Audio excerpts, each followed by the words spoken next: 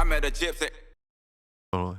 You And I know, mean, there's, I look at the kind of design and the merch and all of those things in kind of the same way where I'm like, damn, I feel like this could be a little bit better. way cooler. I feel like Jet does a really good job. The Alpine Stars guy does his The actual merch. yeah. I don't know who does the actual merch. Is it the It Alpine felt Stars? like the guy that was doing who left Fox and went to Alpine Stars. I know the guy. He actually has was it Dave? Yeah, he Durham? has a yes. Yeah. Yep. You remember when there was a big shift? He was at Fox when I was doing a bunch of shooting for Fox. I used to shoot a ton of their campaigns in like 14, 15, and he 16. left to go to Alpine Stars, and that was the shift. You saw Alpine Stars kind of transform aesthetically at that time, and it was noticeable. You know what I mean?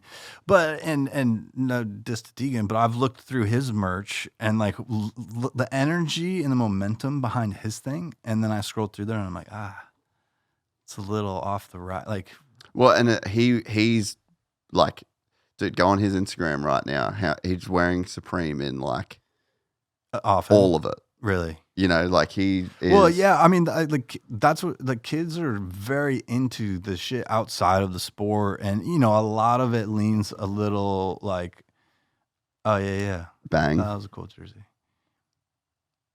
Oh, on the kid on the PJ. Yeah, and then he's got like Louis Carpenter pants and shoes on and shit. I mean, yeah. Like he's wearing like there's a hat. Yeah. No, not that one. The next one there. That's Supreme. Yeah. Probably yeah, a Supreme and shirt. I think that there's look, it comes back to like how much time or energy does a kid actually have to put into that? Yeah, and he's got a team. Yeah, he's got somebody that's doing it. But as a designer, you look at some of that stuff and it's these worlds kind of colliding where I'm like, damn, I wish there was at least something in the middle. Because, dude, the Deegan 38 merch that you see at a Supercross, by far the most. Really. Oh, dude, Yeah. not even close. So when we go to races, one of the first things that we do is we go to the merch zone and we look at every goddamn thing that there is and be like, okay, like Get a lay of the land. See what's there. There's always the team stuff. There's the rider stuff. There's the event stuff, and it's always kind of like shit. I don't know if there's one thing I want here, and if there is something, I'll get it. You know what I mean? But oftentimes there isn't, and that's not a diss, but I just feel like it's kind of a box tick for the week of events, right? We got we got it. We're going to sell it. And it's like, yeah, it just doesn't, it feels a little like not that thought out and not representative of like how cool the sport is. Or the personalities, right? Yeah. And that's the thing that I think can add to what we're wanting to see out of all this stuff. And, these kids are showing that they're into kind of style, fashion, all this stuff. Well, show it in your gear. You show it in your merch. You should want to wear your merch too, or be psyched seeing someone else other than the fact that it's just your name or number or something like that. And I think there's so much that can kind of be done there. Which I think is cool, and that's why I've been enjoying working on that kind of stuff outside of like my daily shit, which has been super exciting. Yeah, and you go to like a Formula One race, and you'll see an absolute smoke show of a chick, wearing merch, and she looks good, in it. Like a Ferrari jacket or an Aston Martin jacket or like that really doesn't exist in our sport. No. For sure. In Times Square right now in New York City, there's a Petronas store set up. And it's like, damn, that's crazy. I didn't know. I saw it recently. I was like, I didn't know that was there. I've never heard of that, I think Danny's done a good job with his Enchante stuff. Yeah. Because it's like, it's not Daniel Ricciardo. He's not like putting his like wearing his name around, and like I'm with him and he's always wearing that shit. Like he actually is wearing his brand. It's like, it's his style. It's like he actually likes that. Yeah. I think that's one thing too, when it's just like straight Deegan 38. there is like a weird feeling people have of like wearing their own merch. Well, those dudes can't do anything with their race shit too, right? Yeah. They're I think they can a little bit, but it's like, it's quite limited because of, again, how hard like the process is. Yeah, totally. Yeah, that's why it was super cool talking to your brother and working on the Jack stuff. Because I happened to be going to Australia at the same time. So it was like, oh, sick. And like he has such a cool thing going because of his carrying on what his dad was doing. The fact that that was 2 wheels, this is car. Like there's so many cool kind of crossover things there. But in doing something referential to his dad, but in a new way, that's super cool. Yeah, the Doing Okay stuff crushed. Yeah, it's so cool. Sick. We're psyched. Have you see the OzGP shirt? Nah. Oh, it's cool. Is it up yet? It's on there. Yeah, it's like a pit board shirt. Yeah. Go find that. Where would it be? DoingOK.com, Just Doing Okay, I think, or whatever his website is, jackdoing.com. No, just okay, like no AY.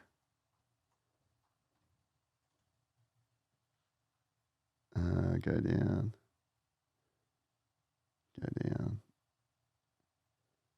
Jackdoing.com. Yeah, go down. You had it. You're just about at it. Go. Yeah, right there. Yeah, 7. bang. Yeah.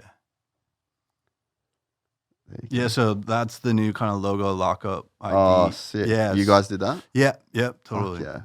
So that's the OzGP shirt. I love that. Yeah, so, it's go to the back. And it's like a pit board, something very straightforward, but like, kind of, it's tricky to use. Doing okay is a lot of letters, and figuring out a way to make it a logo was tricky, but it's kind of like went through a lot of stuff, and it's like, oh yeah, it's kind of like we found these old cool pit board images of just the tiles on the ground and stuff like that. And, it's like, oh, we can kind of like block this out. Like, it ended up working really good, and he was like really psyched on it, and I think, started off with just that logo and then did the OzGP shirt too to go with it. And then, we'll probably hopefully continue to do stuff like that. And he seems like really kind of, engaged in like personal vibe, fashion stuff as well. So it's cool to see. I didn't know there was another Aussie kid racing in GP this year too. So there's another dude too. Which one? I forget his name, but it's like there's a lot of rookies this year. I think it's going to be in which GP? No, in Formula One. Formula One. You got Oscar Piastri, Liam Lawson. I think that's the other one. New Zealand. Yeah. Oh, New Zealanders. Yeah. I bet. Dude, nah. We claim the good ones. Yeah, so there's literally going to be 3. Yeah. That's cool. Aussie Anzacs. Yeah. Which is wild. But I think Jack just had so much like heritage with with his dad and the whole Doing Okay That's what was thing. tricky though too, because it's like you can't just chuck Koala on there and have it say Doing Okay underneath it. And we talked a lot about, it's like, okay, cool. Like what can we do that like is a nod to that, but it feels newer? And I think that's kind of like one thing that we've been talking about a lot is like, you look at stuff now and there's a lot. Sure, you can just kind of find a cool old vintage thing and like riff it, but it's kind of like, how do you do a nuanced take of a modern version of that? Because there is so much sick 90s moto, supercross, like all race stuff, but it was also different. There's tobacco involved. There was all these things involved where it was like, okay, you had real estate to do whatever you want. And that like kind of simple, clean design aesthetic was like much more achievable than it is now. So how do you kind of like take some of these reference points and then like, shit, how do we recontextualize that and make that feel kind of new and modern and like, it's fun. It's super fun. And that's the kind of stuff I feel like I'm not seeing a ton of. Yeah. So like if you were Deegan and you liked Supreme and you were into that hype beast type vibe, like how do you bridge the gap between having the merch that is just like the easy Deegan 38 with the monster logo on it, and then to have something in the middle? Like, how do you bridge that gap? Well, it depends on what you want to do, Like, you could do the separate brand, which is interesting, but also maybe too far of a step, But it's also, you can do Deegan 38 stuff in a way that doesn't feel like you're at the track, you're at the race. And well, they've also got the Danger, like DNG. Yeah, no, I mean, that alone, you know what I mean? Surely there's because something in that. You know what's funny? When I flipped through the site, The only one that I would have been like, I was like, oh, this is sick, was just an ARC logo Deegan with the Monster logo. You know, just like that simple kind of basic thing where the other stuff wasn't bad, but it's just like moto illustration or like, you know, it's kind of textbook general thing where it doesn't stand out. And if I'm looking at Deegan stuff, I'm like, oh, I want to stand out. His dad, like the whole, you know, similar to the doing thing that we're talking about. We're talking about a legacy here, you know, and this is 2.0 of that legacy. And how does that look and stand on that foundation that his dad built, but in this new way, you know, and is very Danger Boy, you know, which, you know, a lot of kids are in that position, you know, and I think it's kind of like, yeah, I mean, like the straight up stuff is cooler to me, you know.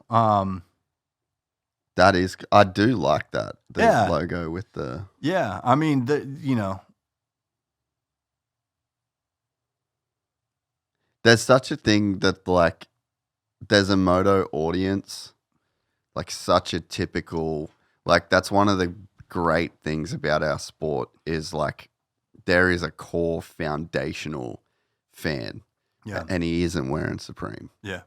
Yeah. He's wearing fucking Carhartt work boots and he drives an old F-150.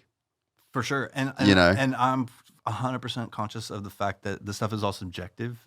And there's like there's like that fan, but then there's also the guys like us. For sure. Like I would love to be able to express my love of moto more than what I can. Yeah. And it's still say it's moto without, you know what I mean? For sure. Without looking like that. Like there is a whole spectrum. For and sure. there's one side of like one end of the spectrum that is just like fully getting taken care of. And all those boxes 100%. are ticked, but there is like a missing thing in the middle, you know? Definitely. There is that. And, you know, I think that the thing is that I think about often too is like, will someone in 15 years come across this and be like, fuck, this is sick? You know what I mean? Yeah. Similar to how a lot of reference points are grabbed onto now. It's like, what will...